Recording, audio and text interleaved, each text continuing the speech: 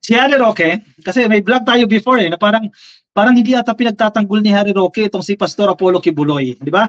Kanina ba to? Kaninang madaling araw, kaninang umaga o kagabi, na may vlog po nilabas itong si Harry Roque at pinagtatanggol niya na ngayon itong si Pastor Apollo Kibuloy. Siyempre, dapat lang kasi hinar siya ng SMNI Matagal-tagal din siya dyan may sahod siya dyan Malaki ang sahod niya dyan kasi malaki magpasahod ang SMNI. Biruin mo si Jason sa, di ba?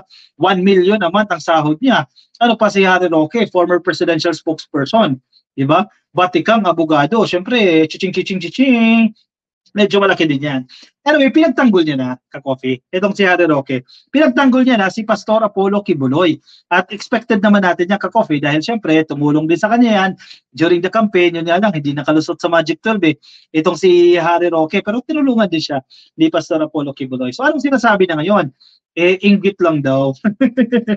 May mga inggit lang daw, ka-coffee, dito kay Evangelist Pastor Apollo Kibuloy. At ang pinapatungkulan niya dito, unang-una, ay ang Estados Unidos. Kasi ang kaso naman kasi kay Kibuloy, nandiyan po nakasampayan sa Amerika. So, ang pinapalabas ni Harry Roque dito, inggit lang daw po itong Amerika. Kasi Kibuloy kinaiingitan siya ng Amerika Ayan, ka-coffee, sige, pakinggan natin, ka-coffee, yung kanyang statement.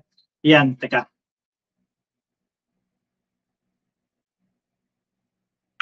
Bumili ng pinakamalaking koliseo sa Pilipinas, kunyari galing lamang sa Limos. Hindi naman po ata tugmayan sa karanasan ng ating mga kababayan.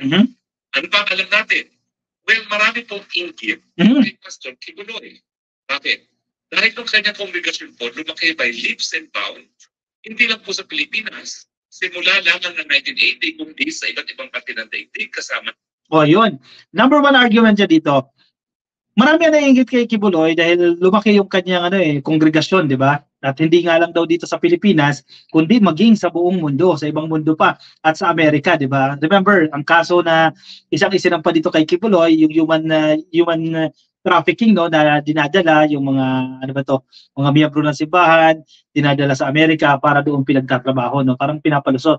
Yun yung isang kaso na sinampa sa kanya sa Amerika, pero sabi niya, dismiss na raw yun.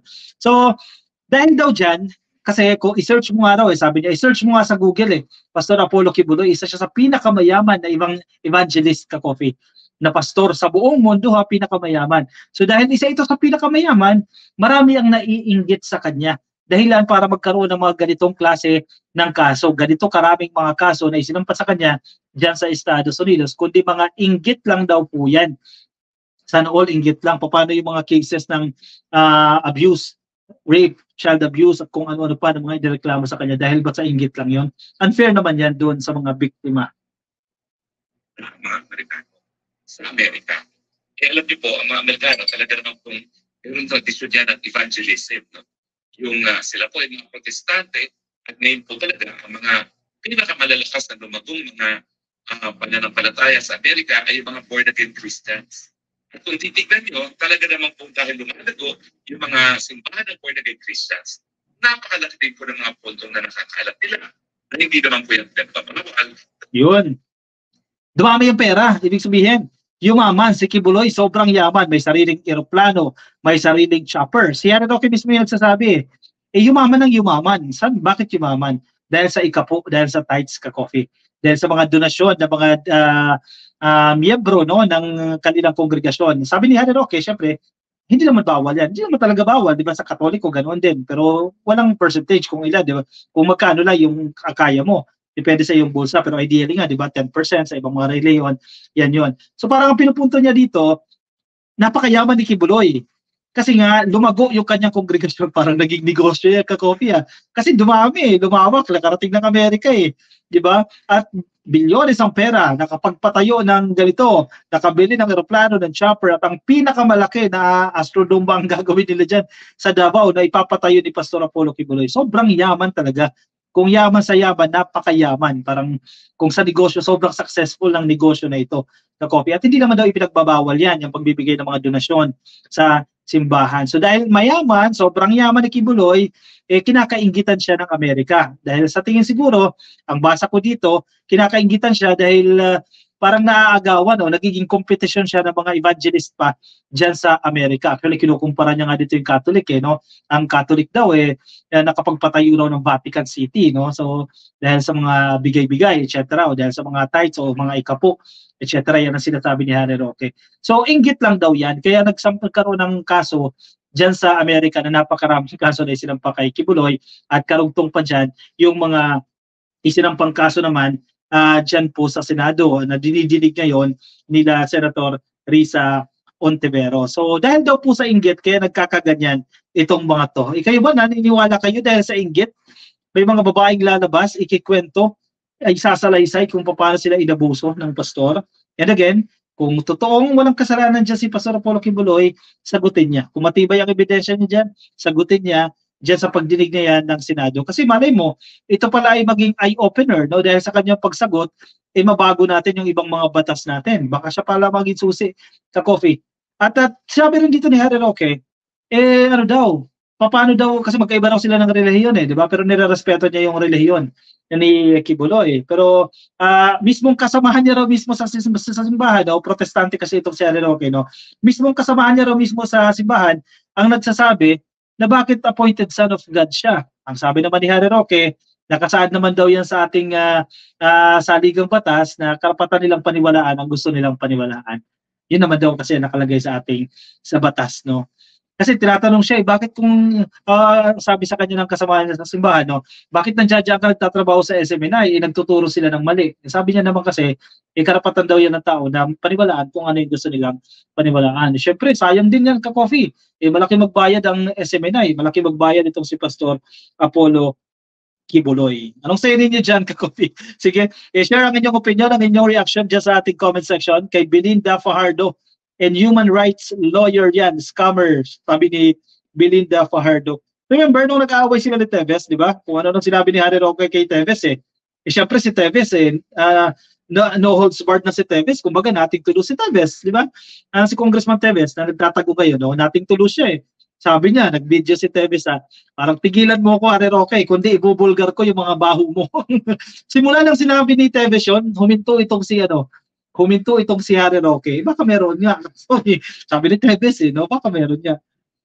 Ayoko naririnig ang boses ni Harry Mau, sabi ni Carmelita Chuk. Uy, wag naman ba? Mabait na siya ngayon, medyo bumait siya kay PBBM kasi inutusan daw siya ni Vice President Sara Duterte na wag daw birahin si PBBM. May video siya yan.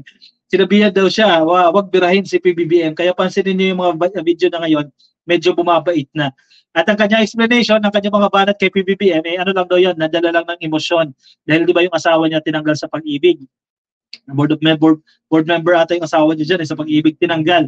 So nadala lang daw yan ng emosyon. Pero bago pa man mangyari yung insidente na yun, marami na siyang birada kay PBBM. Dinahilan na lang yan na nadaan ng kanyang emosyon o nadala ng kanyang emosyon. Kinakaingitan na ang pinag-aagawan pa at marami pang humahabol. O nga Victorio Lalangan, di ba? Mga babae, nagkakandara pa sa kanya dahil binata daw at mayaman. Boss ka-coffee, mukhang nalibing na sa limot yung kay Bantag. Buhay pa ba yun? Wala na ka-coffee. Hindi na natin narinig, wala na tayong balita dyan. Mel Reyes, mga attorney, sablay ang utak. Dalawa yan, si Roque at si Trixie, sabi ni Mel Reyes. Nachi Sabiliano, oy, bayan na lang ni Sidigonyo, may dementia na yan. Sabi ni Carmelita Chok, sinungaling yan si Harry Mau. Kay Anil Lin, ay sabihin mo sa ibang naniniwala sa Roque, excuse me daw, sabi ni Anil Lin. Alright, sige. Grabe bilis ang oras. 51 minutes na po ang nakalilipas. Wala tayo ng live stream. Ako yung pansamantala mo nang magpapaalam sa inyo. Maraming salamat ka-coffee sa mga sumama po sa akin ngayong araw po ng Biyernes. Thank you ka-coffee. Ayan, kung nasa Facebook po kayo, pasuyo na lang ka-coffee. Baka hindi pa po kayo naka-follow sa ating Facebook page. Ayan, paklik na lang po ng follow or like dyan sa Facebook. At kung nasa YouTube naman kayo, ay paklik lang po ng subscribe. Ka-coffee, ini-issue na naman nila yung bag sa Mia na iya. Oo, ka-coffee, pero totoo. May ebidensya ka-coffee. Actually, ano din to, eye-opener din to Tutukan yung naiya. Kasi indikasyon lang yan na ilang taon, ilang dekada napabayaan yung naiya. Diba? Ngayon, kahit papaano, gaganda na yan. Dahil pagagandahin na ng San Miguel yan, ka-coffee, dahil na-award niya sa kanila. Antay pa tayo ka-coffee, maganda yan na naglalabasan ito. Ako, wala akong masamang tinapay dito sa mga issue ng surot, no? Kasi kailangan din talaga, kasi nakakahiya din at para ma-address na ito. Magbayad si Kibuloy, napapalinis ang iba members. Nagpapalimos ang ibang members, sabi ni Carmelita Cho. Actually, ma'am, may sagot din dyan si Harry Roque. Sabi niya, hindi daw makakapagpatayo ng pinakamalaking arena dyan sa Davao kung dahil lang sa limos. Sabi niya. So, pinapasinungalingan niya itong mga limos-limos kasi kung sa limos lang daw, bilyones ang gagastasin mo para magpatayo ng mas malaki pa sa Philippine Arena dyan sa Davao Saan ba yan source, di ba? Pero nahulihan ito ng $300,000 ata, di ba? Sa kanyang chopper, sa kanyang aeroplano, dyan sa Hawaii ba yun, di ba? Na-hold siya dyan dahil undeclared $300,000 na pera. Di ba ang pwede lang ay $10,000 lang? Or kung may sosobra doon, kailangan mong i-declare. Yan, declare dyan. Napakalaki niyan ka-coffee, no? Marami talagang pera. Bilyonaryo talaga. 1 million sahod a month, isang tao lang yan, Jason sa lang. Hindi pa nakadeclare sa financial statement ng SMNI. Lumabas yan sa pagdinig ng House of Representatives. Anyway, Ma'am Cecilia Peña, good night sa inyo. Sige na, ang dami kong nasasabi tuloy. Paalam na sa inyo ka-coffee, magandang araw, magandang gabi, magandang morning sa mga kapapasok lang sa atin. Good night na, thank you sa mga sumama po sa atin. Mabait daw si Kibbs, sabi ni Senator Ivy. Bahala na dyan si Senator Ivy Marcos. Anyway, paalam po sa inyong lahat ka-coffee. Bye-bye po everyone.